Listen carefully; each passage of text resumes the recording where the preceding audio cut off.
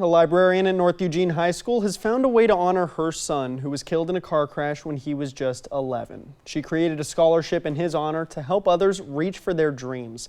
And as KEZI 9 News anchor Renee McCullough shows us, she quickly realized every single student who submitted an application deserved an award. Lij Taylor should be spending his first few weeks on his own at college right now, where he wanted to study to be an architect.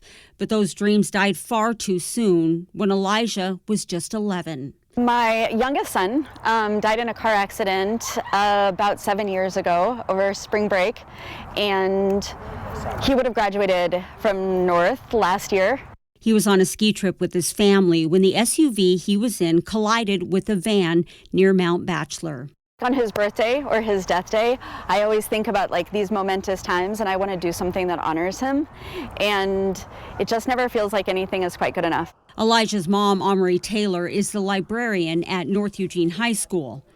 And graduation was coming up, and we started thinking about the things, and we could put a seat out for him, or we could have his name in the program. But I wanted to do something that felt worthy of him. And that's how the Lij Taylor Memorial Grant was born. In just 3 weeks' time, Amary's co-workers came up with the idea, took in applications. There were lots of really great proposals. It was so cool. Selected the winners. Everybody who applied received between $100 and $500 toward their thing. And handed out 15 awards worth more than $5,300, one for every single student who applied. That also felt very much in the spirit of Lij, right? He was all about fairness and kindness and kind of the good of the whole. So we were able to give money to everybody, which was very cool. But like so many others, this scholarship wasn't based on academics or athletics. It would just allow for a passion project that students could do over the summer. One of the winners took part in a search and rescue youth program. Several others traveled to see family they hadn't seen in years. Another did a summer academy program with the New York Times.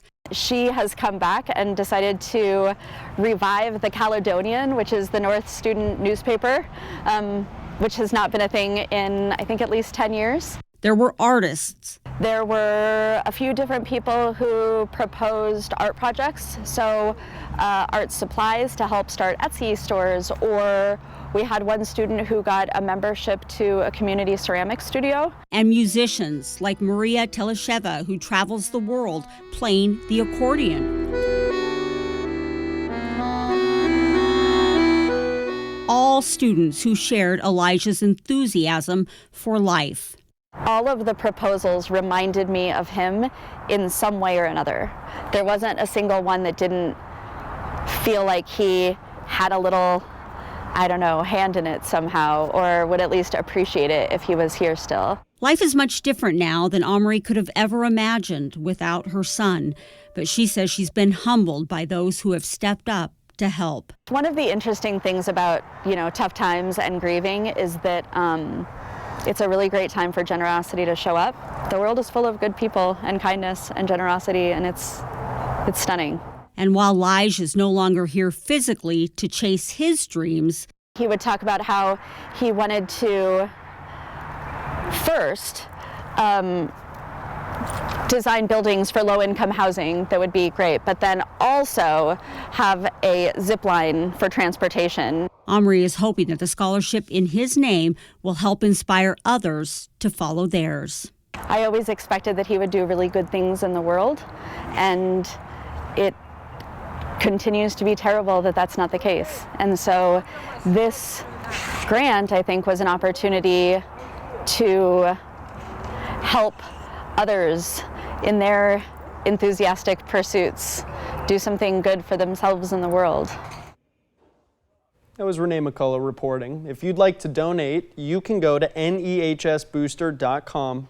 And tomorrow night on KEZI 9 News, you'll meet one of the winners of the Lij Taylor Memorial Grant and how it's helping her pursue her dream career.